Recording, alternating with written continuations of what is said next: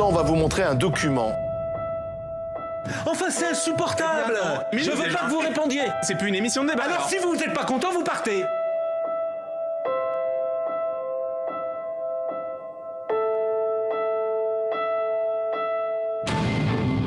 Journaliste du service public, observateur de gauche, élu de gauche, ne vous réjouissez pas. Enquêter sur Bolloré en Afrique, c'est se confronter à un mur de silence et à des gens qui ont peur. Le vrai patron, c'est Bolloré.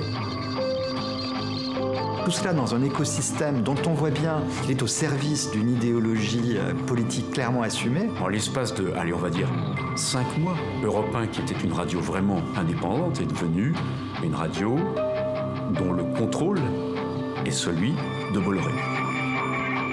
Alors, ceux qui vous accusent disent vous êtes un donneur de leçons, chevalier blanc, le camp du bien. Là, vous voyez en face qui sont, en gros, vos adversaires. Vous citez Bolloré, là.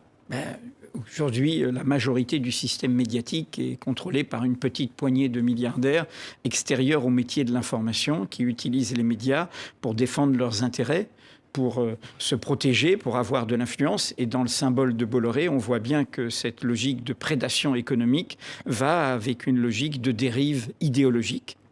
Monsieur Bolloré pave la voie du néo-fascisme français aujourd'hui. Oui. Vous dites stop Bolloré. Alors vous lancez des sortes de pétitions. Non, c'est la société. Zemmour. Non, c'est la société civile qui lance.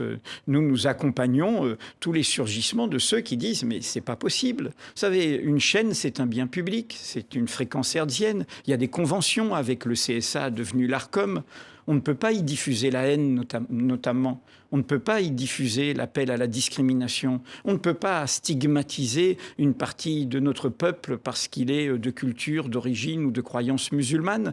Tout ça devrait être impossible. On ne peut pas laisser se diffuser cela. C'est comme ça que commence le pire.